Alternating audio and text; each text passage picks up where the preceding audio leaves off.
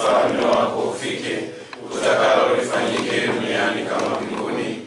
Utupe leo mkate wetu wa kila siku, utusamehe makosa yetu kama tunavyowasamehe na sisi waliotukosea, usitutie katika vishawishi, lakini utuokoe maovuni. Salamu Maria, umejaa neema, Bwana yu nawe, umebarikiwa kuliko wanawake wote, na Yesu mzao wa tumbo lako amebarikiwa. Maria mtakatifu, mama wa Mungu, utuombee sisi wakosefu, sasa na saa ya kufa kwetu. Amina.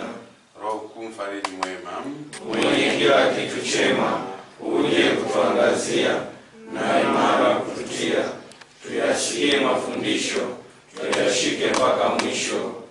Amin. Atukuzwe Baba na Mwana na Roho Mtakatifu, kama mwanzo na sasa na siku zote na milele. Kwa jina la Baba na la Mwana na la Roho Mtakatifu. Amin. Waheshimiwa sana mapadre, walezi, Mheshimiwa mwenyekiti wa TYCS taifa na viongozi wengine, waheshimiwa watu wa mada, mapendo daima, agape forever.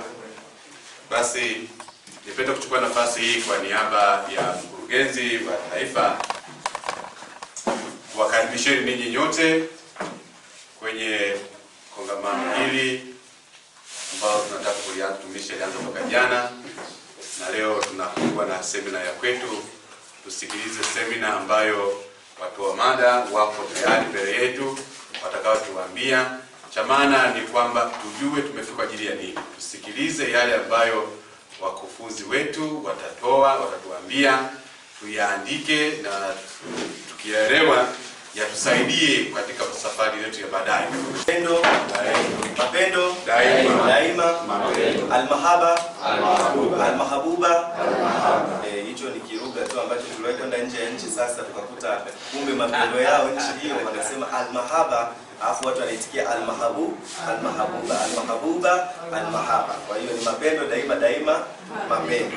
Basi baada ya kuwatambulisha viongozi ngazi ya taifa, nipende kuchukua nafasi hii pia kuwakaribisha na kuwatambulisha walezi wetu wa majimbo, kwa sababu hao ni watu wa msingi sana katika utume wetu. Kwa hiyo nitatambulisha kama ambavyo nilipata idadi ya walezi waliopo katika mkutano huu. Kuna padre mmoja kutoka jimbo la Geita. Sasa sijajua kama yupo. Mapendo daima. Nimekuja kwa niaba ya mkurugenzi wa jimbo la Geita. Naitwa Faustine Gertrude Jo. Mapendo. Tunapiga makofi, naona Dar es Salaam wapiga makofi. Asante. Kwa mjini hao mzee wa mjini. Haya, asante. Basi nichukue pia nafasi hii kumkaribisha Father Pasco ambaye ni mlezi na mkurugenzi wa vijana kutoka katika jimbo la Bukoba. Father Pasco, karibu. Mungu ni mwema kila wakati. Mungu ni mwema. Kwa majina naitwa Padre Pascalis Suzana Bonifasi Buberwa, mlezi na mshauri wa viwawa TYCS Jimbo Katoliki la Bukoba. Mbona mnashangaa Suzana? Suzana ni mama yangu mzazi. Ndiye mtu wa kwanza niliyemwona nilipokuja hapa duniani. Ndiye aliyeniambia baba yako ni huyu. Ndiye aliyeniambia kwenu ni hapa. Maana na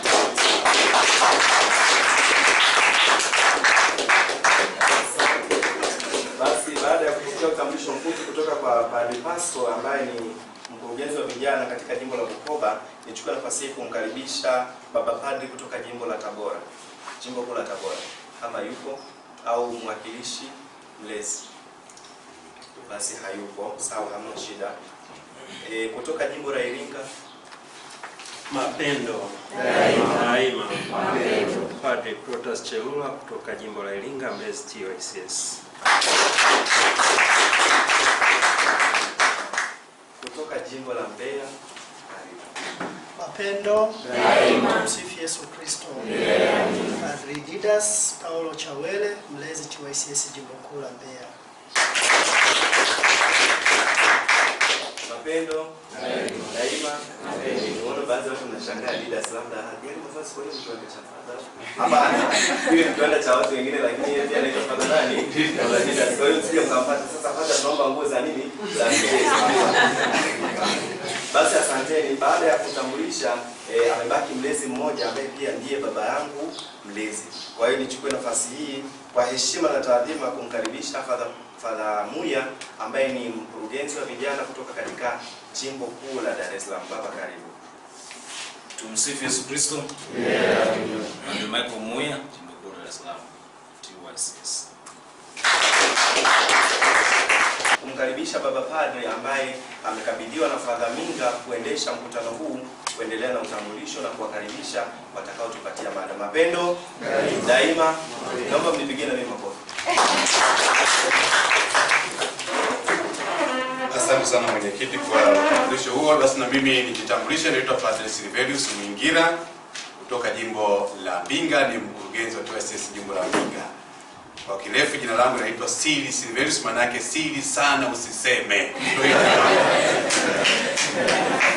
Basi nashukuru kwa uwepo wenu na kwa kunipatia nafasi hii. Si kwamba ndio mkurugenzi wa taifa, hapana, basi nimechaguliwa tu kwa muda mfupi. Mimi nafasi nikipewa siachi. Siachi. Nichukue nafasi sasa kuwakaribisha watu wa mada wetu. Kwanza ningeomba wajitambulishe. Wakijitambulisha basi waanze moja kwa moja kutoa mada. Naomba usikivu, tukisikiliza basi tutaondoka na kitu. Tusiposikiliza hatuondoke na kitu. Mapendo sana. Basi karibuni.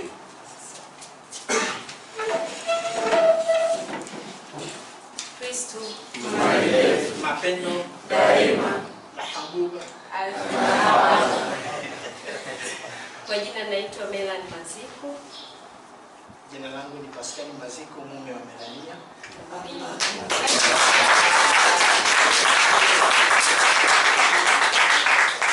Tunashukuru na tunafurahi sana kuwa pamoja nanyi.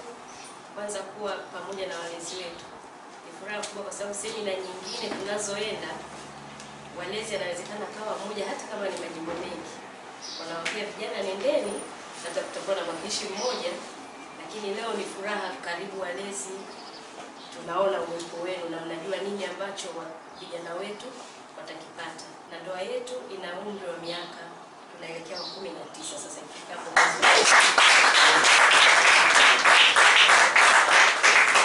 Kwa hiyo kama nilivyosema Melania, toka mwaka 2009 tulianza program maalum kwa ajili ya watoto, vijana na wazazi.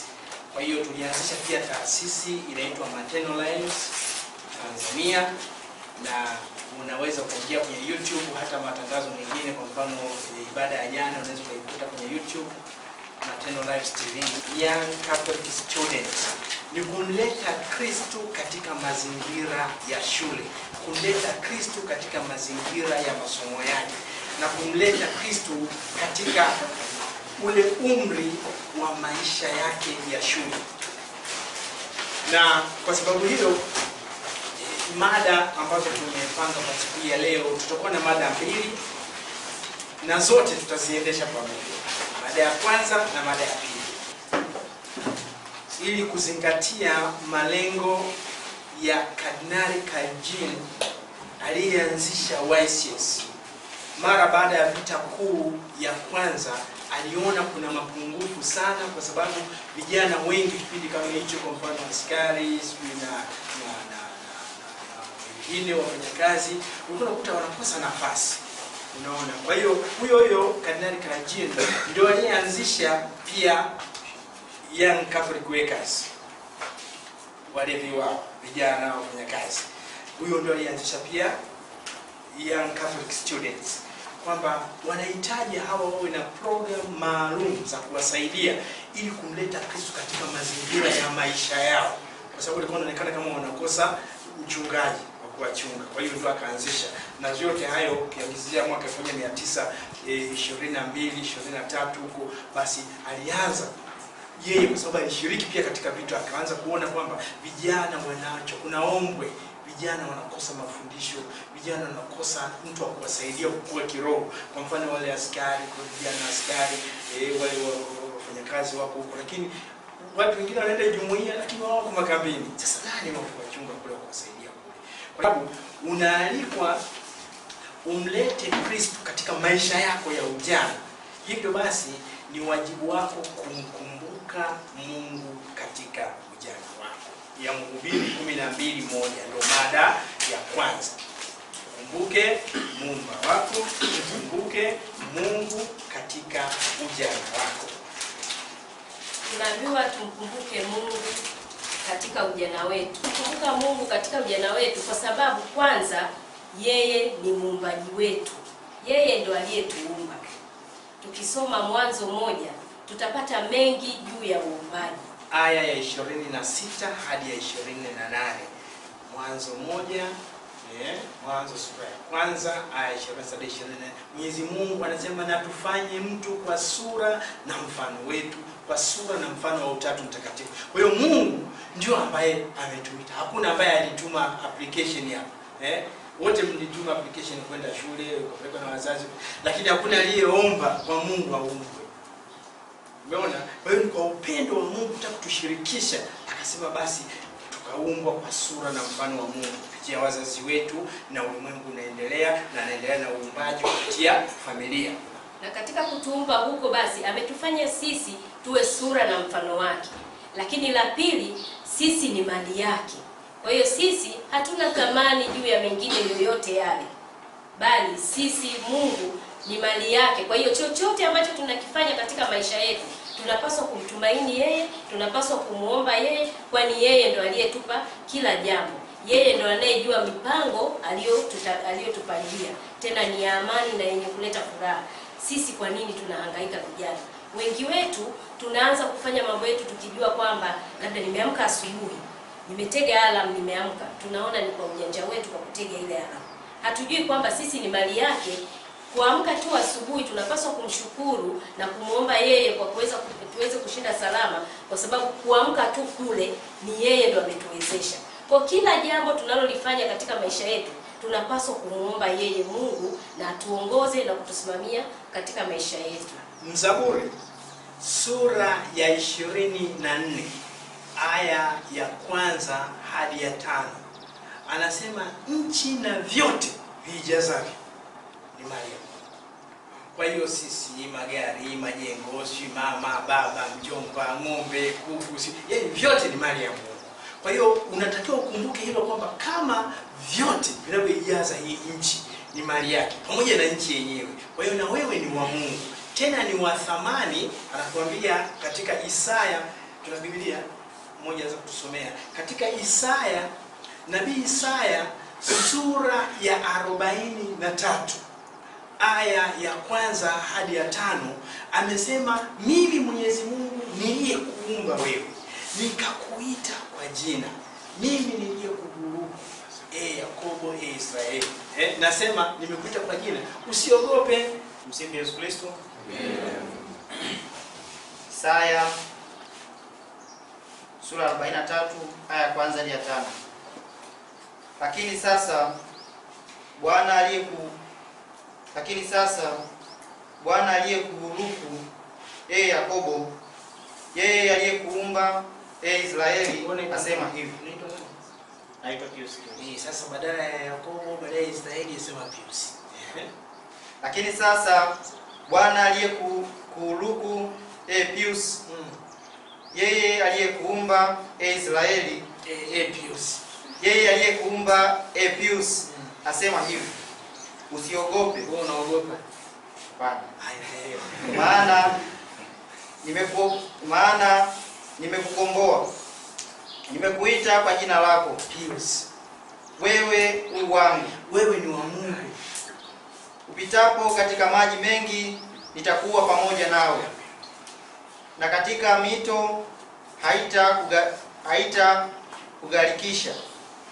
Uendapo katika moto hutateteleka, hutateketea, wala mwali wa moto hautakuunguza. Maana mimi ni Bwana Mungu wako. Neno la Bwana utaendelea kusoma Isaya 43:1-5.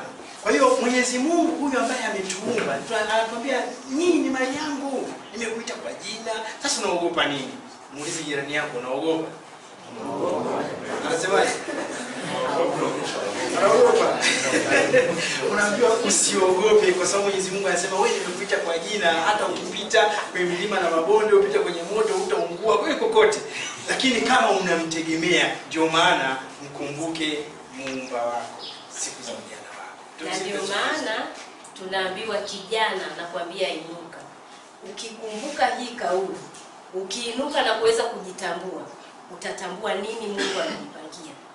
Tunasema utatambua Mungu amekupangia kwa sababu Mungu ndiye anayekupangia wewe wito wako. Na amekupangia mambo mazuri. Nabii Yeremia sura ya 29 aya ya 11 hadi ya 15. Nabii Yeremia, Mwenyezi Mungu anasema, mimi Mwenyezi Mungu najua mipango niliyokupangia. Najua mawazo ninayowawazia ninyi ni mawazo ya amani, mawazo ya furaha. Sasa ukikuta kijana hana amani, hana furaha, basi ujue hajakaa sawa na Muumba wake. Au amemsahau Mungu au amemwasi Mungu. Kwa sababu Mwenyezi Mungu anasema amempangia mambo ya amani na furaha. Kwa hiyo changamoto zipo, lakini ukumbuke kwamba hizo changamoto zinaweza zikazibwa na matunda ya Roho Mtakatifu ambayo ni amani, furaha, utu wema, upendo na kadhalika. Kama Mtume Paulo alivyoongeza pia kwenye Wagalatia sura ya 5 aya ya 22. Hivyo basi Mwenyezi Mungu tunasema tuahidi hayo. Hivyo tunatarajia vijana, tukikuta vijana frustrated, vijana ambao wamechanganyikiwa, stress, nini, unaanza kujiuliza hivi huyu anajua kwamba Mwenyezi Mungu hajamwambia hayo? Mwenyezi Mungu ana mipango yake kwake na mipango ya amani na furaha, kicheko, tabasamu, kwenda mbele. Hasa kila wakati mlindo, unasema huyu jamaa mwenzetu vipi? Unaelewa? Hebu muulize jirani yako, wewe ni mmoja wao ambaye hawana furaha. Kwa hiyo nakumbuka miaka ya nyuma kidogo, ulikuwa nakumbuka kuna ile slogan ya YCS Education First. Yaani kwamba masomo na mambo yote yanakwenda kwa kasi. Sawa lakini ili uweze kupata upambanuzi wa maisha na changamoto za maisha, unahitaji uwe na elimu ya uzima wa milele, lakini pia elimu ya kawaida. Tumsifu Yesu Kristo. Kwa sababu ya hiyo, la tatu ambalo tumesema Mungu anajua au yeye ndo anayetupangia mito yetu, tunapaswa kila mmoja kumuomba yeye. Tujiweke chini ya miguu yake. Si ametuita kwa jina, basi tujinyenyekeze na kumuomba yeye kila siku ili aweze kutupangia yale ambayo anahitaji. Sisi kama ni wanandoa, tujue tutaelekea wapi. Mimi ni mwanafunzi, lakini ninalenga nini? Mimi ni mwanafunzi, wito wangu utakuwa wapi au uko wapi? Ninapaswa kuanza sasa hivi kipindi hiki katika kumuomba yeye na kujinyenyekeza kila siku. Ninaweza kuongozwa kuyajua yale ninayoyatamani. Kwa sababu tunasema hivi, katika mafundisho yetu ya kidunia sasa hivi, wanafunzi kuanzia wa shule ya msingi tumefanya tathmini. Tumeona wengi wanaanza kujiingiza kwenye wimbi la maisha ambayo hayaeleweki. Wapo wanafunzi kuanzia darasa la 6 la 7 kwa sababu tu mtaala unaonyesha kuna somo la uzazi wa mpango, basi wengine wameshaanza kujiingiza. Wanaficha wanasema afya ya uzazi. Afya ya uzazi, sio uzazi wa mpango, afya ya uzazi. Kwa hiyo baadhi ya darasa la 6 la 7 na sekondari wengine wameshaanza kujiingiza kwenye mambo ya uzazi kabla ya umri wao. Sasa tunachanganya madarasa. Kwa hiyo hilo la tatu ambalo Melania analisema ni kwamba Mwenyezi Mungu ndiye anayetuita kwenye miito mbalimbali. Kwa hiyo ni lazima tumkumbuke. Na Mungu anaita vijana. Huyu anayekuja kuitwa uzeeni kwa tunaita late vocation. Inaongezwa wa kisifa. Nasema ni late vocation. Kwa sababu vocation ambayo ilitakiwa time ni ya kijana. Mwenyezi Mungu kwa mfano amemuita, chukulia kwa mfano Nabii Isaya. Ukisoma Isaya sura ya 6 aya ya 1 hadi ya 8, Isaya katika historia tunaambiwa alikuwa kijana mwenye miaka karibu 25. Unaona? Amemuita, Mwenyezi Mungu anamuita, ambia Isaya, wewe na kutuma, hebu tupige kazi. Sasa mimi nipigeje kazi? Kwanza mimi ni kijana, lakini zaidi ya hivyo kwanza hata midomo yangu michafu. Mwenyezi Mungu akamwambia usihofu. Yeye hata midomo yangu michafu mimi nitaisafisha kwa sababu nitakutuma mimi ukafanye kazi. Kwa hiyo Mungu huwa anaita vijana.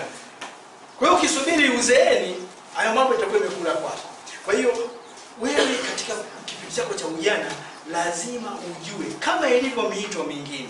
Mwenyezi Mungu humuita mtu kwanza akae naye, halafu kisha amtume. Ukisoma Injili ya Marko sura ya 3 aya ya 13, 14 na 15, Kristo mwenyewe alipowaita wale mitume 12 anasema alipanda kule mlimani akawaita aliyowataka mwenyewe, wakamwendea ili wakae pamoja naye. Hapo aliyowatuma kisha awatume. Sasa kijana, ukumbuke kama Mwenyezi Mungu ndiye anatuita kwenye miito, sharti la kwanza la wito wote ni kukaa na yeye. Sasa vijana sasa hivi tunavyoona na wimbi hili na mnyoko maadili na nini, unashangaa vijana wanaanza kujituma kabla hawajatuma. Unaona? Mungu ameshaingia kwenye ndoa tayari kwa sababu mtu anaweza kufanya yale mambo fulani. Unaelewa? Sasa tayari ameshaingia huko. Sasa wewe umeitwa huko kwa sababu unataka ukae na Yesu ili ujue Mungu Kristo amekuitia nini. Kwa hiyo ni wito huo, amewaita mitume, amewaita mapadri, amewaita watawa, yaani kijana yote anayeitwa sharti lake la kwanza wakae naye ili awatume. Kwa hiyo ukianza kujituma kabla hujakaa ukatumwa, ndio maana wito wowote kijana unaitwa ni umisionari, mission, to be sent, kutumwa, kupelekwa. Hasa ukianza kujituma hapo utachanganyikiwa. Kijana mwingine, lakini tunaambiwa kwamba kijana yoyote yule anapaswa kutunza usafi wa moyo. Tunapaswa kutunza usafi wa moyo kwa sababu sisi ni hekalu la Roho Mtakatifu. Tukianza kujituma na kuanza kuingia kwenye mambo mabaya yoyote yale, tunaona kama ni urafiki au ni maisha ya kawaida. Sisi kama vijana wa sekondari, wa shule na hata wengine wa shule ya msingi, ni nani katika maisha ya sasa? Tujue kwamba tunavua ile thamani na utu wetu tulionao. Lakini tukutambue kwamba la 4, yule kijana anayemcha Mungu, kijana yoyote amchaye Mungu yuko tofauti na wengine. Kwa hiyo ukizingatia ile ya 3 kwamba Mungu ndo anayetambua miito ya watu ya kijana yoyote ili aweze kumtuma, basi yule anayetumwa au yule ambaye yuko tayari anajiandaa kwa kumjua Mungu na kufanya maombi yake vizuri, yeye ajue yuko tofauti na wengine. Yuko tofauti na wengine kwa sababu yeye anajitoa sadaka kwa matendo mema. Yeye anajitoa sadaka kwa wengine, kumfundisha mwingine anayekosea, kumsaidia mwingine hata kwa maneno na matendo yako, tayari ni kujitoa sadaka. Lakini kama utakuwa na mifano mibaya katika maisha yako ya kila siku, si kujitoa sadaka na huwezi kuwa kielelezo kizuri kwa wengine. Na anajitoa sadaka kwa hiari. Hilo ni kubwa sana. Mzaburi sura ya 50 aya ya 14 anasema Mwenyezi Mungu huyu kijana basi na amshukuru Mungu kwa nadhiri zake, kwa sababu anaziweka zile nadhiri za Mungu. Inakuwa ni mojawapo ya kujisadaka na ni shukrani kwa Mungu kwamba Mwenyezi Mungu wewe ndio umeniumba, kwa hiyo na mimi niko tayari sasa kujitoa sadaka kwa wengine katika wito huu ulioniita. Kwa hiyo mimi nitakucha wewe. Anayemcha Mungu anasema anakuwa tofauti na wengine kwa sababu ataonyesha kufanya matendo mema. Anajua kumcha Mungu unahitaji yule usafi wa moyo. Melania amesema hapa. Tutatoa mfano wa binti msichana mmoja Maria Goretti. Mnajua historia yake. Mwaka 1890 huyu msichana alizaliwa na wazazi wake na nini, ingawa walikuwa wanaishi kama kwenye apartment na familia nyingine ya wazazi wa Alessandro.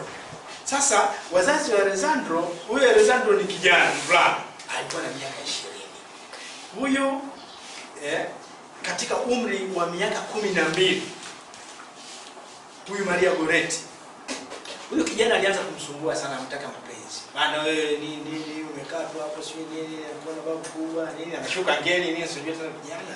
Mimi nakutaka sio nini, hapo tuko tu jirani hapa. Kwa hiyo nani atakuoa, mimi ndio niko hapa na nini nipiga kambi sasa.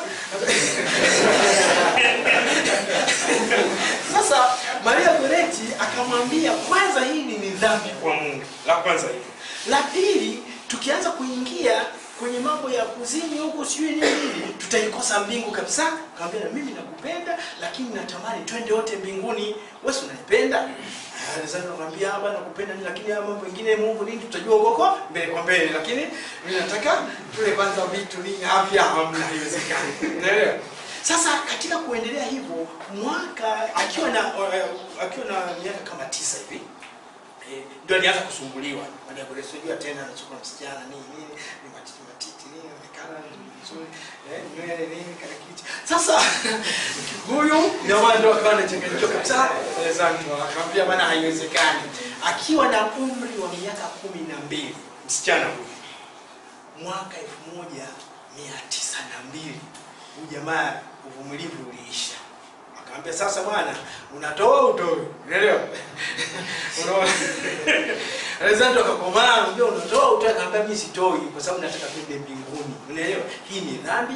Na Mtume Paulo katika waraka wake kwa Wakorinto waraka wake wa kwanza sura ya 6 aya ya 12 hadi ya 20 tumeambiwa juu ya kwamba wewe ni hekalu la Roho Mtakatifu na unatakiwa kutunza usafi wa moyo. Kaambia hilo nalijua kabisa. Unaelewa? Lakini Maria anamwambia aya ya 18 ya hiyo sura inasema ikimbieni zinaa kwa sababu anayezini, anayetenda uasherati. Huyu tena ni zingine dhambi zote zinazofanya nje ya mwili, lakini hii juu ya mwili wako mwenyewe. Kwa hiyo wana mimi sikubali, sitaki na nini. Hasa alikuwa anaogopa pia kumwambia mama yake. Unaona? Huyu kijana wazazi wake, kumbuka hilo. Wazazi wa Alexander walikuwa walevi, baba mlevi, mama aliwahi kufariki, unaona. Kwa hiyo huyu alilelewa ovyo, yani amjui Mungu na vitu kama hivyo. Ndio maana tunasema wana kijana mkumbuke Mungu wako. Utaweza kujua pengine alikuja kumuoa labda Maria Goretti ungeishi vizuri, lakini jamaa alikuwa hataki hiyo, anataka mapema. Sema bwana tuanze mapema. Unaona? Baadaye alikuja kumchoma kisu. Akataka kumbaka, huyu hataki, akasema na kuua, akamwambia kama ni kuua ni uwe, lakini baba maedeli hiyo sifai.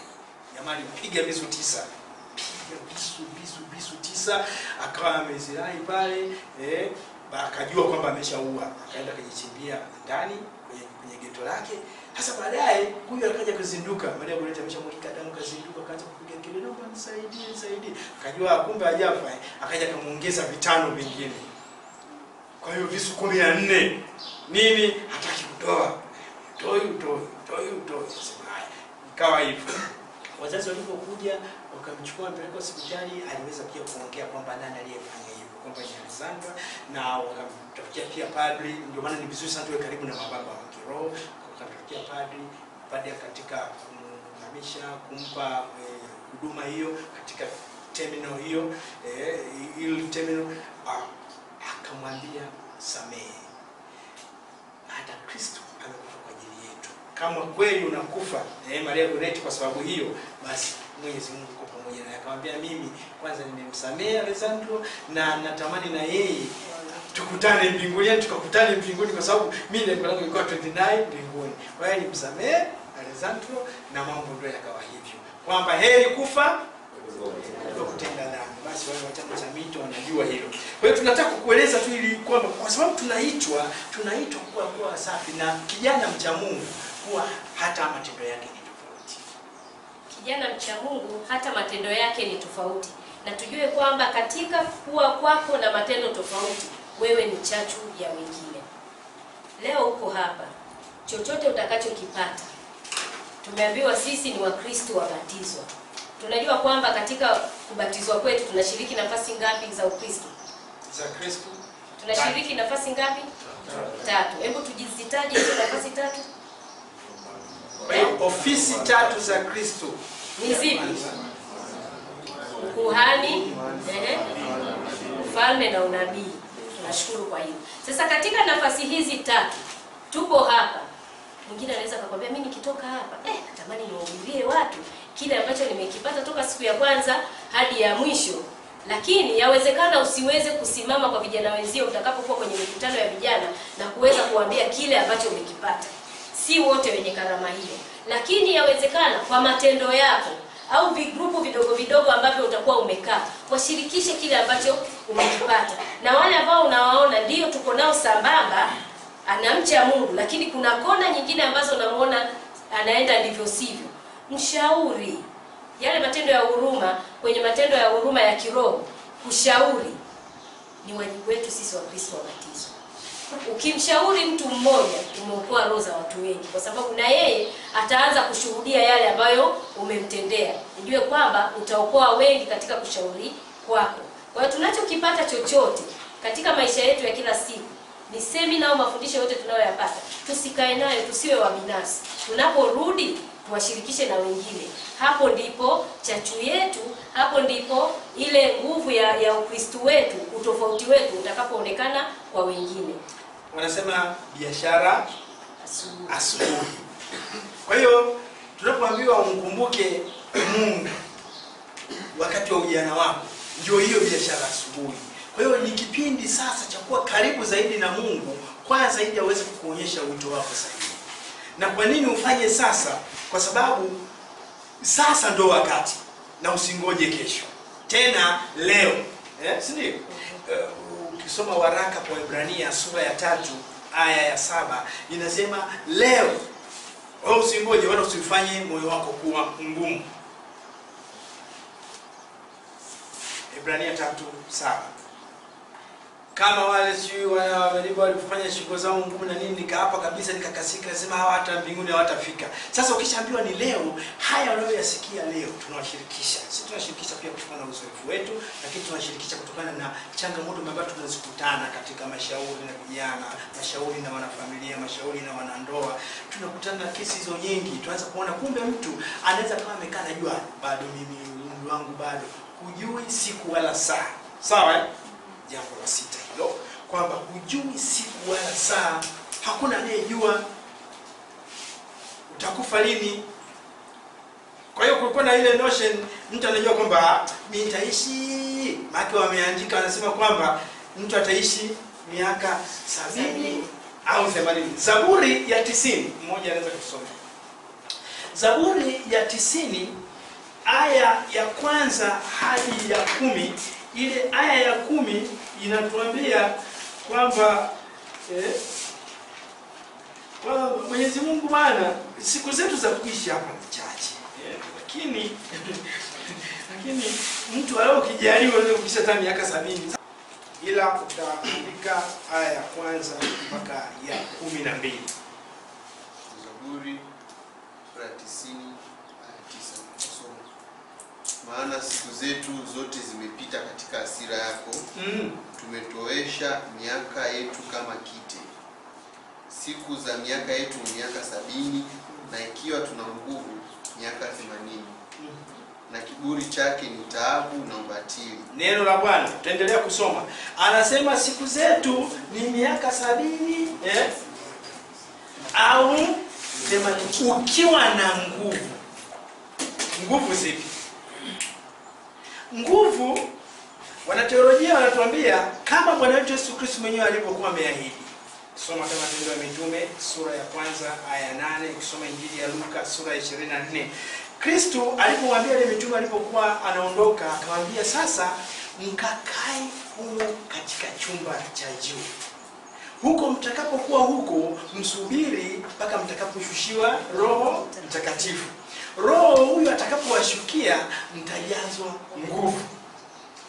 Hii nguvu ni hii ya kukataa mabaya, kutenda yaliyo mema. Ni nguvu ya kufanya maamuzi sahihi, maamuzi yenye kukubali kuwajibika kwao.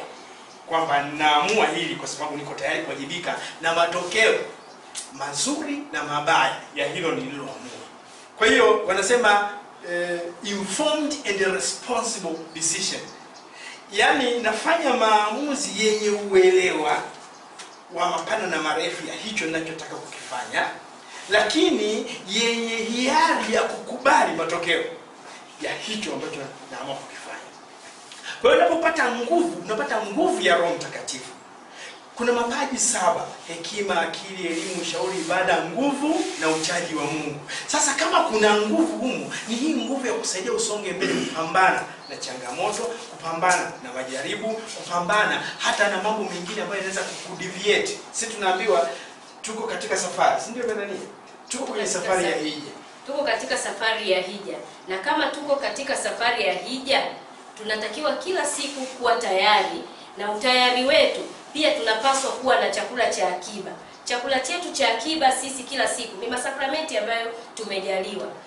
Tunajua kwamba tuna sakramenti 7 katika kanisa Katoliki, lakini sakramenti ya kitubio na sakramenti ya Ekaristi ndio inayotufanya sisi kila siku, kutupa nguvu na kuweza kusonga mbele katika maisha yetu ya hija tulionayo kila siku. Sasa sisi kama vijana katika maisha yetu ya kila siku tunapaswa pia kuyaishi masakramenti ili tuweze kufikia lile lengo la biashara ya asubuhi.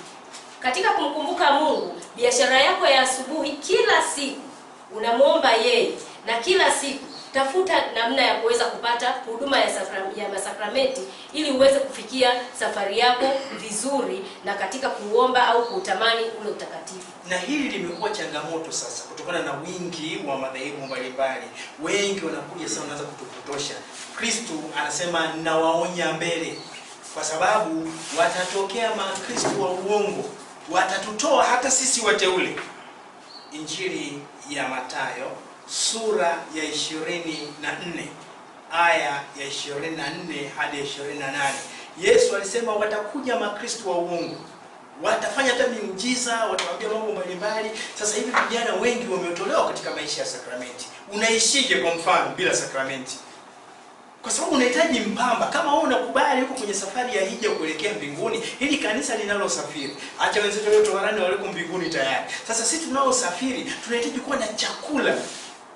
Na unaambiwa sakramenti kwa mfano ya kitubio Kristo ameiweka tena baada ya ufufuko wake. Unajua hawa jamaa wanaweza kuwa jichanganya. Maana anasema kuna dhambi tunazitenda baada ya ubatizo.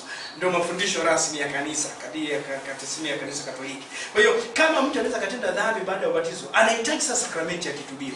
Vijana wengi sasa hivi hawaungani. Hapo hawakuaminiki. Eti ana kizuizi. Muulize jirani yako, wewe ni mmoja wao. Sasa wewe ukimuuliza, wewe unasoma. Kuungama, kuaminiki. Alafu sasa ni nini? Kumbuka kwamba dhambi ni mapambo ya shetani. Na kwa kuwa dhambi ni mapambo ya shetani, ndimo humo ambapo shetani anatupepeta kwa kutufanya tuanze kuona bwana unaweza kubaki tuna dhambi zako na nini poa, yani ndio hivyo yani. Unaelewa? Anasema tunaishi kigumu bana. Sasa uwezi kuona sema unaishi kigumu, unaishi na dhambi. Kuishi na dhambi sio kuishi kigumu. Sasa tunaishi kigumu bana, unaishi na dhambi. Bwana wetu Yesu Kristo imeandikwa katika Injili ya Luka sura ya 11 aya ya 24 hadi 26. Anasema pepo mchafu amtokapo mtu utafuta mahali pa kutua. Akikosa useme ngoja nirudi nilikotoka. Anasema akirudi akikuta lile hekalu, kwa sababu mimi nawe ni hekalu la Roho Mtakatifu, akikuta bado limepambwa. Mapambo ya shetani ni nini? Ni dhambi. Akisema akizikuta zile dhambi bado zipo, anasema sasa huyu kumkomesha. Sawa?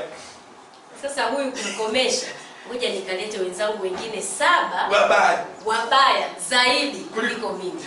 Hapo sasa naye watamuingia. Yale mapambo si yapo. Kwa hiyo kama umeombewa, umefanya nini, sasa hivi tunatangatanga kwenye makanisa mbalimbali.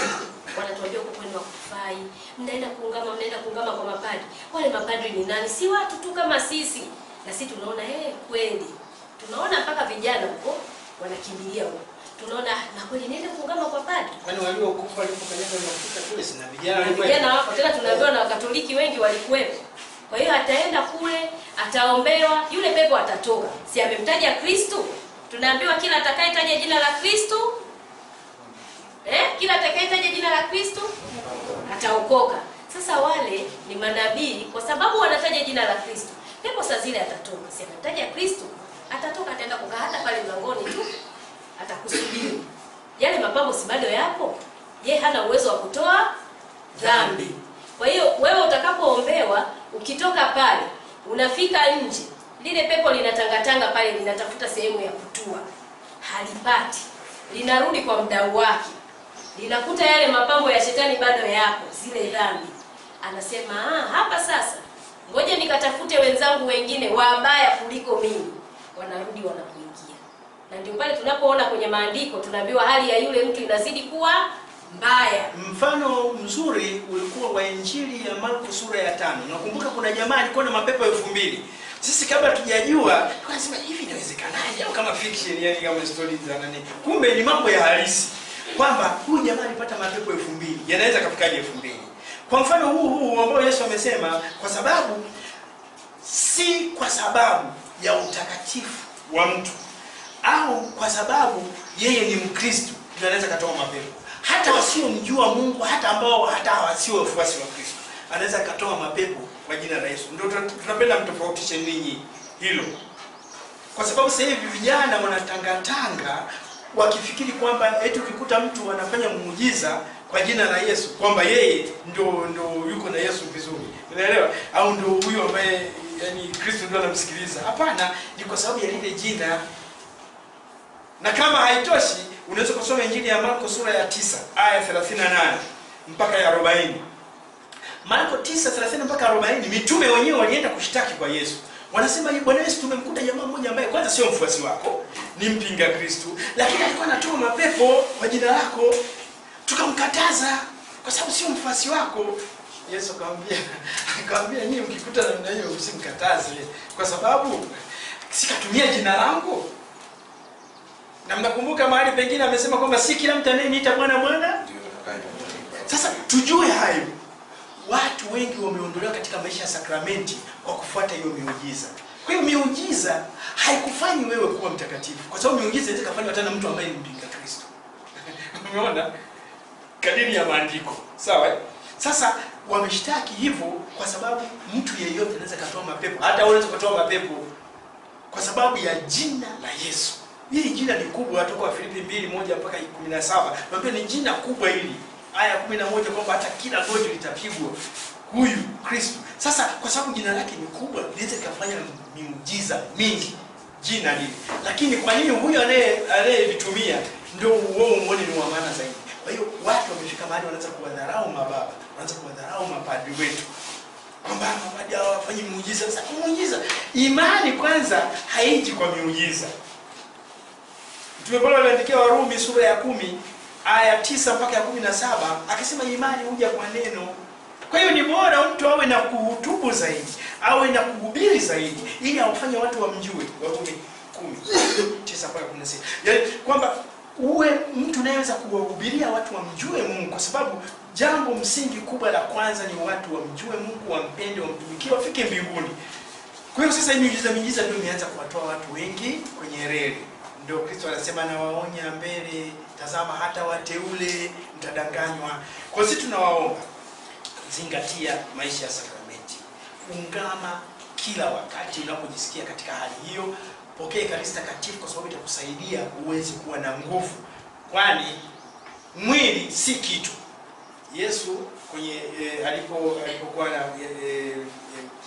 alipofanya ile ishara akatengeneza mikate, watu wakala, watu kibao, watu 5 kwenye Injili ya Yohani sura ya 6. Yesu anasema yeye ndio chakula cha uzima. Aya 53. Na tunaambiwa watu walianza kuondoka pale na nini, lakini aya ya 60 mpaka 63 hata kina Petro anawauliza na nyinyi mnataka kuondoka? Akasema Baba, twende wapi Baba? Yaani wewe ndio akamwambia kwa sababu roho ndio iletayo uhai, mwili si kitu. Kwa hiyo kumbuka muumba wako wakati huo ujana wako, kwamba kuilisha roho, kwa sababu mtu ni mwili na roho. Sike nasoma. Sasa kama mtu ni mwili na roho, unahitaji pia kuulisha mwili, lakini kuilisha roho. Roho lazima ikae inakula kila wakati. Hapo utajiona maisha yako yanakwenda vizuri. La 8 kabisa hiyo. Sheria ni ya muhimu na ni ya lazima. Kwa nini? Kwamba mtu anayeitii sheria ya Mungu, mtu anayeitii sheria ya Mungu atapenda kuishi, na katika kuishi kwake itamtendea yale yaliyo mema. Lakini usipoitii sheria ya Mungu utapata adhabu zake. Na sheria ya Mungu inasema inatuongezea wingi wa siku. Mithali, kisoma kitabu cha Mithali sura ya 3 aya ya kwanza hadi ya 12, inatuambia juu ya kutii sheria, tii mamlaka. Kwa hiyo utii ni kitu kizuri mno. Hata Isaya sura ya kwanza kabisa aya ya kwanza ukienda mpaka 29, ile aya 27 mpaka 29 anasema mkitii mtakula mema. Kwa sababu anasema njooni tusemezane, hata kama una dhambi na nini, lakini tii. Kwa hiyo ndio tunapotii kanisa, tunawatia hao wenye mamlaka katika kanisa. Wanatusaidia kutuongoza. Huwezi kujiongoza mwenyewe kwenye maisha ya kiroho. Lazima hao wenye mamlaka watuongoze ili tuweze kufika huko. Ndio maana unaona sisi tunafurahi mababa wanapokuwa karibu na vijana, kwa sababu hawa ndio wanaweza kutusaidia. Wao ndio wanajua ile kweli, watatuongoza kwamba jamani, kwa Yesu ni huku, na wamepewa hiyo mamlaka. Kristo mwenyewe anasema mamlaka yote mbinguni na duniani ninayo. Sasa nawapatia nyinyi, Mathayo 28 aya 18 hadi 20. Akasema mamlaka yote amewapatia mababa. Kwa hiyo wao ndio wanatuongoza. Kwa hiyo sisi tunahitaji kutii, ndiko kuitii sheria. Tuongeza wingi wa siku. Hata amri ya 4, amri ya 4 ya Mungu. Anasema waheshimu baba na mama. Ndio, ukisoma Waefeso, Mtume Paulo aliandikia Waefeso sura ya 6, ile aya ya kwanza mpaka ya 3, akasema kwamba nyinyi watoto watiini vijana, watiini wazazi wenu. Kwa sababu hiyo ndio amri ya pekee ambayo ina marupurupu. Kwamba hapo kwanza unafuata heri, na miaka mingi inaongezeka katika maisha yako. Kwa hiyo kutii sheria za shule, sheria za nchi, miongozo mbalimbali kwenye mazingira yetu tulivyo. Kama ni YCS tuna katiba yetu, tuna miongozo iliyoko, mnaitwa kwenye vikao, mnaitwa kwenye makongamano. Yaani ule utii unakufanya unakuwa, kwa sababu anakuambia ishara mojawapo ya upendo ni utii. Kwa hiyo kama unamnipenda, na hili tumalizie hapo, Yesu amesema kwenye Injili ya Yohana sura ya 15 aya 14, anasema mkinipenda mtazishika amri zangu. Kwa hiyo yani kama ni ishara, kama kweli wewe unampenda mtu utakuwa unatii.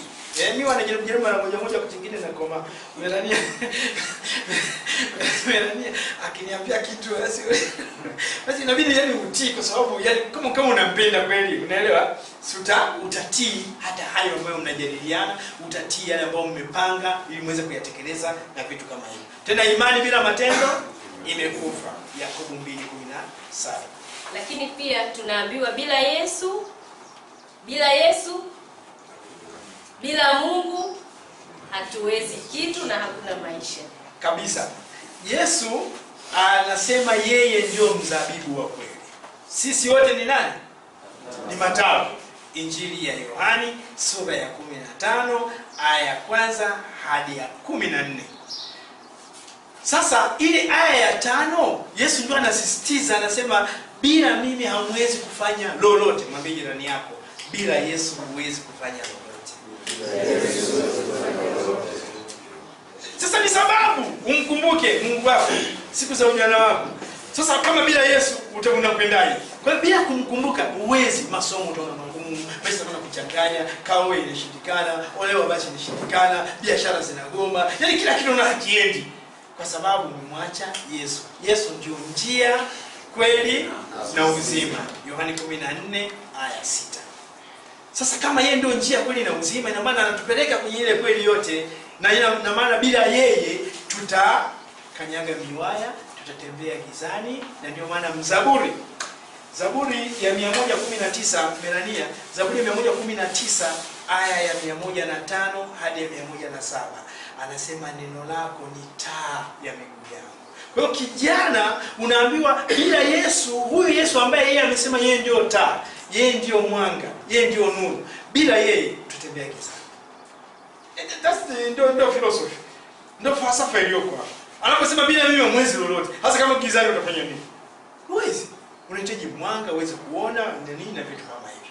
Unaona? Kwa hiyo tukumbuke hilo.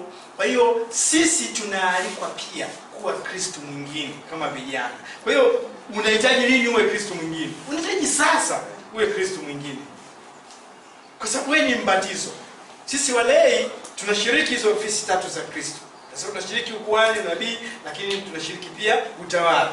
Sasa kushiriki kwetu tutaweza tu kama tutaakisi kutoka kwa Kristo tunapokaa naye, kwa sababu bila yeye hatuwezi kitu. Kwa hiyo kukaa naye kunatufanya tuakisi. Hebu naomba ile rosari yako dada.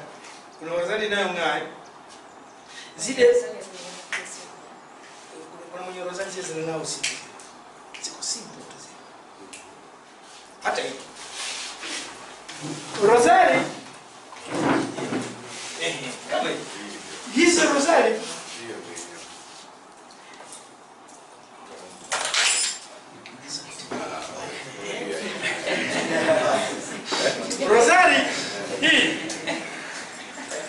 Rosari hii sasa hivi unapoiangalia huoni kama inang'aa, lakini giza likiingia inang'aa. Ukiulizwa inatoa wapi ule mwanga?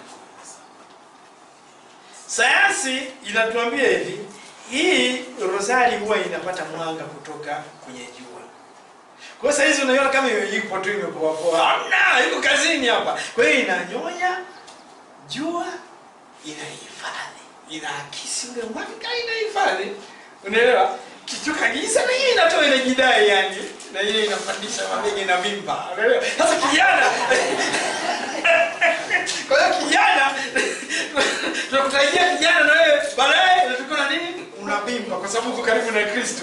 Ili na wewe unatamba kama Mtume Paulo wa Galatia sura ya 2 aya 20 anasema kwangu mimi kuishi yani mimi maisha yangu ni Kristo. Unaelewa? Sasa anatamba kumbe kwa sababu anakuwa karibu na Kristo. Hii rosari inapofanya ndio tunavyoalikwa vijana. Unaelewa? Ndio tunavyoalikwa vijana tuwe karibu na Kristo katika maisha yetu, tukiongoza salama. Tukiongoza salama, tunamalizia. Tukiongoza salama, tuwe tunaakisi kutoka kwa Kristo. Kristo amesema mimi ni nuru ya ulimwengu, Injili ya Yohani sura ya 8 aya 12 au Injili ya Yohani sura ya 9 aya 5. Andika, yote tukakumbuka. Sasa kama Kristo amesema mimi ni wako duniani ni nuru ya ulimwengu, mimi ni mwanga wa ulimwengu. Lakini anatuambia ninyi ni nuru ya ulimwengu. Ninyi ni chumvi.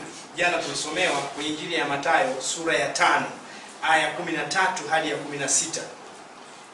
Mathayo 5:13 hadi 16 inasema ninyi ni chumvi lakini ninyi ni nuru ya ulimwengu. Anasema sasa kama taa ikiwashwa, je, inawekwa kwenye uvungu au inawekwa juu ya kiango? Sasa kwa nini alisema yeye ni nuru na anatuambia sisi pia ni nuru na sisi ni mwanga? Maana yake na sisi tunaweza kuwa Kristo mwingine kama tutatii, kama tutaambatana naye, kama tutakuwa karibu na yeye, kwa sababu na sisi tutaakisi kama ile rosari jinsi ambavyo inaakisi mwanga wa jua, afu na yenyewe kwenye giza inatanua, inavimba. Unaelewa? Sasa na sisi tunatakiwa kama kile kijana avimbe, aseme kwangu mimi kuishi ni Kristo, wa Filipi 1:21, na kufa ni faida. Yaani kama naishi ili na wengine waweze kupata mwanga, waweze kutembea vizuri. Kama naishi mimi kijana leo, nataka na wengine waweze kumjua Kristo, wamjue Mungu, wampende, wamtumikie, siku moja wafike mbinguni. Kwa hiyo maisha yetu ya kila siku tunapaswa kutengeneza pembe tatu: Mungu kwanza, mimi na mwenzangu, tushikane kwa pamoja ili tuweze kusonga mbele. Lakini kwa njia yoyote, tukisema tushikane sisi peke yetu kama vijana bila kumweka Mungu kwanza, maisha yetu yatapotea. Kwa lazima tuongozwe na Mungu katika maisha yetu ya kila siku, na kwa vile tumesema maisha yetu sisi yeye ndio muumbaji, anayatambua vizuri, basi kila siku tusimamie katika hili, ili na sisi vijana kama ni viongozi tuweze kuwasaidia wenzetu walio chini vizuri, na tujue kwamba katika haya tunategemeana. Kiongozi umechaguliwa katika kumsaidia mwenzako, kuwasaidia wengine, kwa sababu Mungu yuko pale. Na kubali kuongozwa, kujiongoza na kuongoza wengine, inaturahisishia namna gani ya maisha yetu kuweza kuishi kwa pamoja.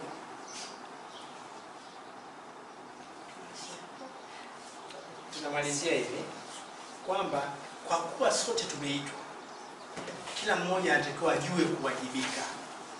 Melania hapa amedokeza, anasema unapaswa kujua kuongozwa, lakini pia kuongoza, na mwisho kujiongoza. Kuna watu yani yeye akikosa uongozi yani kabisa anapata na vidonda vya tumbo, yani anataka kuongoza tu wengine. Sasa wewe unajua kama unapaswa pia kuongozwa? Hiyo yote ni hekima, ni fadhila, kuwa tayari kuongozwa. Lakini kujiongoza pia mwenyewe, kwa kama kijana lazima haya uyaone ni ya muhimu, ni ya lazima katika maisha yetu. Niwe tayari kwa sababu na wahitaji wengine katika mahusiano, kwamba nahitaji wengine wasaidie kunijenga. Na kwa sababu hiyo utakuwa mnyenyekevu na utawaona wengine wa maana kuliko wewe. Tumalizie kwa kusoma Wafilipi sura ya 2 aya ya 1 hadi ya 6. Aya ya 1 hadi ya 6. Nitasoma kwa msaada wa Kristo. Basi amina. Basi ikiwako faraja yoyote katika Kristo, ikiwako matulizo yoyote ya mapenzi, ukiwako ushirika wowote wa roho, ikiwako huruma yoyote na rehema, ijalizeni furaha yangu, ili mwenye nia moja, wenye mapenzi mamoja, wenye roho moja, mkinia moja, msitende neno lolote kwa kushindana wala kwa majivuno, bali kwa unyenyekevu. Kila mtu na amheshimu mwenzie kuwa bora kuliko nafsi yake. Kila mtu asiangalie mambo yake mwenyewe, bali kila mtu aangalie mambo ya wengine. Iweni na nia hiyo hiyo ndani yenu, ambayo ikikuwamo pia ndani ya Kristo Yesu, ambaye yeye mwanzo alikuwa yuna namna ya Mungu, naye hakuona kule kuwa sawa na Mungu kuwa ni kitu cha kushikamana nacho. Neno la Bwana. Basi tunamalizia hapo kwamba ya kupasa kijana waone wenzako wa maana kuliko wewe. Hapo utakubali kuongoza. Kwa sababu kama unaona wenzako wa maana, utakuwa mnyenyekevu. Na utakuwa tayari sasa kushauriwa, utakubali kuonywa, utakubali kuelekezwa, ili yote yaweze kutendeka kadiri ya mapenzi ya Mungu.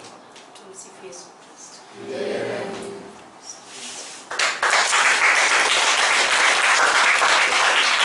Swala la kwanza linasema kijana afanye nini sasa ili aweze kukaa na Mungu wake aliyemuita? Na swala la pili linasema kijana atumie njia zipi sasa ili aweze kumcha Mungu wake?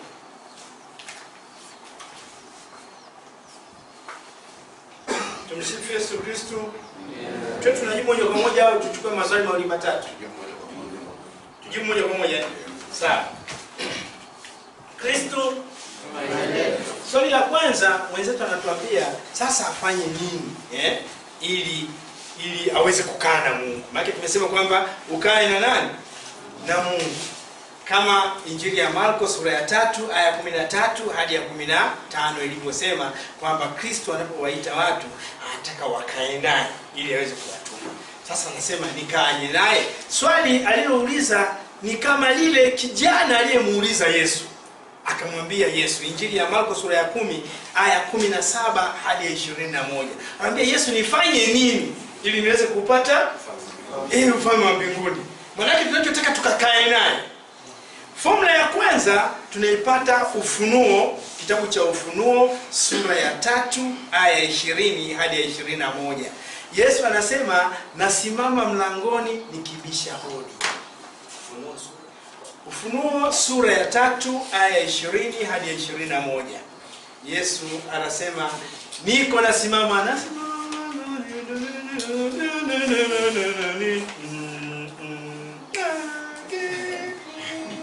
Sasa anasema mtu akisikia sauti yangu akafungua, nitaingia, nitakaa naye na yeye atakaa na nini?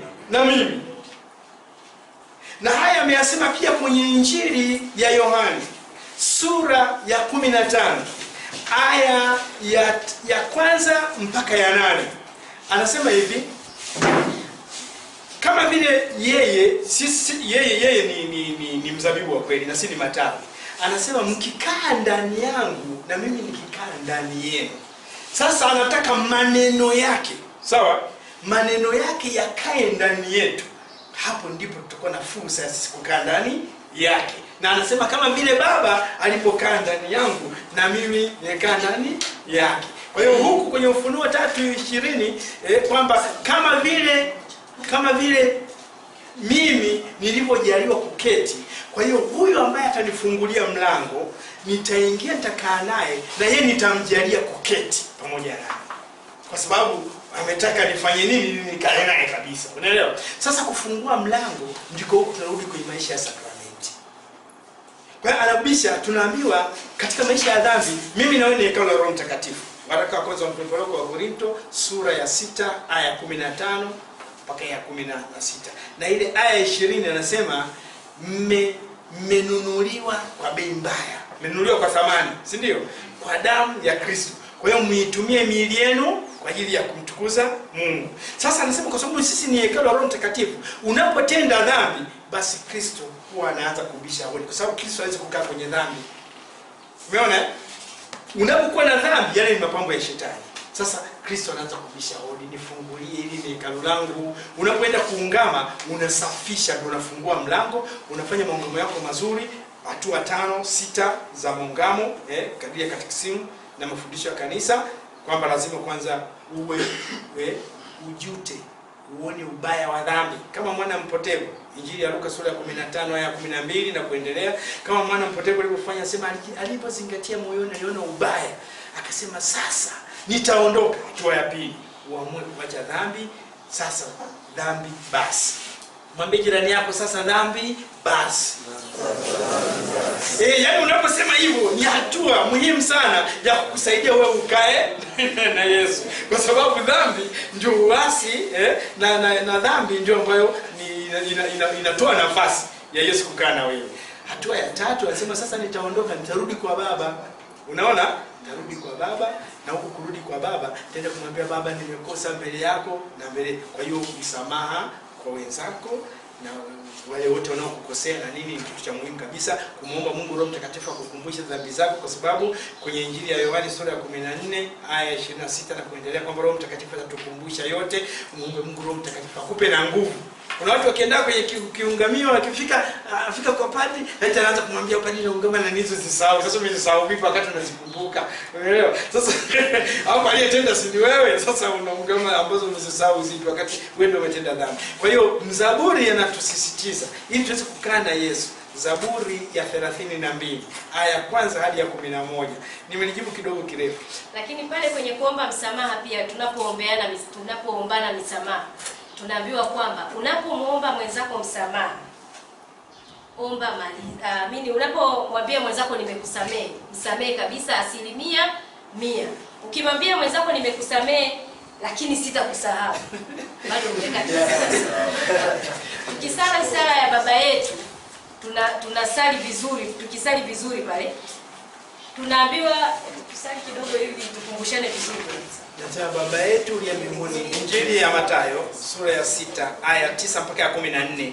Ile aya ya 12 inasema utusamee makosa yetu kama na sisi tunavyowasamehe waliotukosea. Kwa hiyo ina maana kwamba ukimsamehe mwenzako 20% za dhambi, si tuna 100%. Ukimsamehe mwenzako 20% za dhambi, 80% ukaweka kiporo, basi unamlazimisha Mungu na yeye akusamehe 20%, 80% akuache uhangaike nazo. Ukisema na kusamehe 50%, na yeye atakusamehe 50%. Kwa hiyo ni wajibu wetu kusamehe 100%. Tusiweke viporo na samehe lakini sitokusahau, ili tumlazimishe Mungu na yeye atusamehe 100%. Hapana kuweka viporo kwenye msamaha. Na wala hatumlazimishi kwa sababu yeye ndio amesema. Unaelewa? Kwa sababu yeye mwenyewe ndio amesema, kwa hiyo samehe. Ndio maana kidogo ileta ukakasi. Mitume wakamwambia Yesu, hivi Yesu sawa, tumekuelewa mzee wetu na nini, lakini sasa yani nisamehe hata mara 7. Yani Petro sasa tunajua tena sasa hata mara 7. Injili ya Mathayo sura ya 18 aya 21. Yesu anamwambia mara 70. Mara nyingi kadiri wewe mwenyewe unataka kusamehewa, lakini mara nyingi kadiri wewe unaendelea pia kutenda dhambi. Tumsifu Yesu Kristo. Halafu swali la pili anasema kwamba huku nikae naye, lakini huku niweze kumcha Mungu, si ndio? Kwa hiyo ni kama nifanye nini sasa niweze kumcha Mungu huyu? Kwanza kumbuka, ukisoma kitabu cha Nyakati, kitabu cha pili cha Mambo ya Nyakati sura ya 7 aya 14 hadi ya 18, moja tusome. Ikiwa watu wangu hawaanzia 14. Mambo ya Nyakati sura ya 7 aya 14. Tunataka kumjibu ndugu yetu. Aya 14 mpaka 18. Nasoma, ikiwa watu wangu walioitwa kwa jina langu watajinyenyekesha. La kwanza, uwe mnyenyekevu, watajinyenyekeza. Na kuomba, uwe muombaji, mtu wa kusali. Na kunitafuta uso. Kutafuta uso wa Mungu lazima wewe mwenyewe ujinoe ili Mungu uweze kutazamana naye. Utajinoaje? Tutajibu. Na kuziacha njia zao mbaya. Kuacha njia zako mbaya kutakusaidia kumcha Mungu, kwa sababu utakuwa unatenda matendo yaliyo mema. Basi nitasikia toka mbinguni. Anakuambia ndipo atakapokusikia, kwa sababu mcha Mungu anasikilizwa na Mungu. Maana Injili ya Yohane sura ya 9 aya 31 inasema Mungu hawasikilizi wenye dhambi. Malizia. Na kuwasamehe dhambi yao na kuiponya nchi yao. Sasa macho yangu yafumbuka na masikio yangu yatasikiliza maombi ya watu waombao mahali hapa. Maana sasa nimeichagua nyumba hii na kuitakasa, ili kwamba jina langu lipate kuwako huko milele. Yatakuwako na macho yangu na moyo wangu daima. Neno la Bwana. Sasa ametupa hiyo formula ya kwanza. Unahitaji uwe mnyenyekevu, kwa sababu katika unyenyekevu utawajali wengine, utaiona sura na mfano wa Mungu kwa wenzako. Lakini usipokuwa mnyenyekevu, ndio hapo utakuwa yani wewe nini, utaniambia nini, wewe si nini, wewe si mwanamke tu, wewe ni mwanaume, wewe kwanza nakuzidia akili, wewe si nini uko hivi. Yaani utakuwa unajiona kwamba una vipaji, wewe nini wewe kwanza umeshatoa single, yeye hajatoa single. Yaani unajiona wewe wa maana kuliko wengine, wakati maandiko yametuambia lazima uone wenzako wa maana kuliko wewe. Sasa hilo katika kumcha Mungu ndiko huku kuwa tayari kumtegemea Mungu. Kwa sababu mtu ambaye hamchi Mungu hamtegemei yeye. Na hiyo inakuja ni dhambi ya kiburi. Tangu kina Adamu na Hawa. Umeona? Sasa sisi tunahitaji kumcha Mungu ni kule kuwa tayari kutenda yaliyo matendo, kutenda yaliyo mema. Na tunapojiona tuko katika hali ya dhambi, kuwa wanyenyekevu, kuva katika sakramenti ya unyenyekevu hii. Hii sakramenti ya kitubio. Usikubali kukaa na dhambi. Tuliwahi kutoa semina fulani kwenye sekondari fulani huko Arusha. Wakasema unajua kaka Pasco, yaani wakati mwingine ukiungama, yaani unajiona mwepesi. Kwa hiyo unaona bora ubaki hata na midhambi vile vitatu vya kukupa kampani ya nini.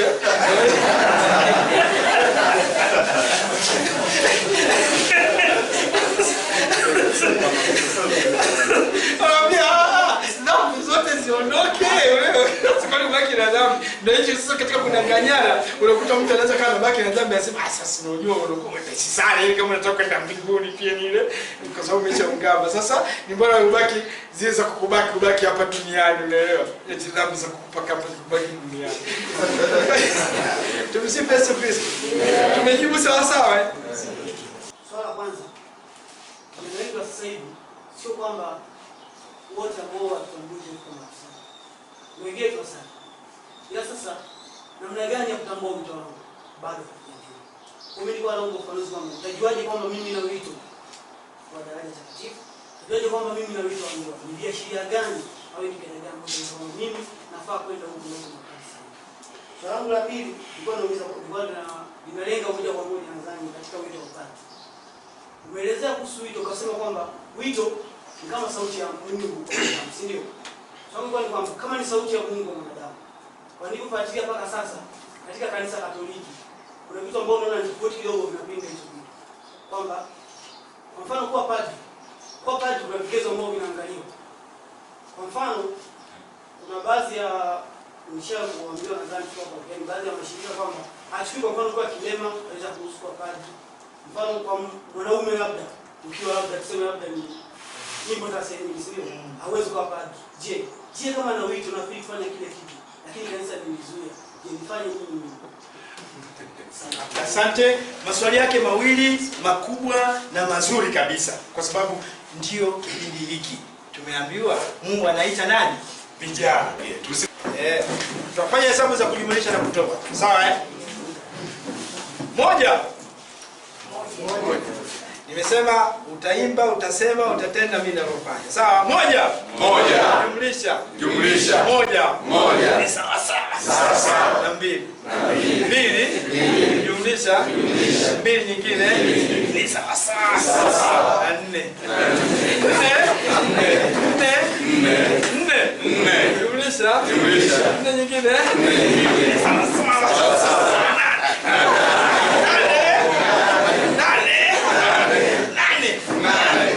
Kutoa. Nne. Ni sawa sawa. Nne. Kutoa. Mbili. Ni sawa sawa. Mbili. Kutoa. Moja. Ni sawa sawa. Na moja. Moja. Kutoa. Moja. Ni sawa sawa.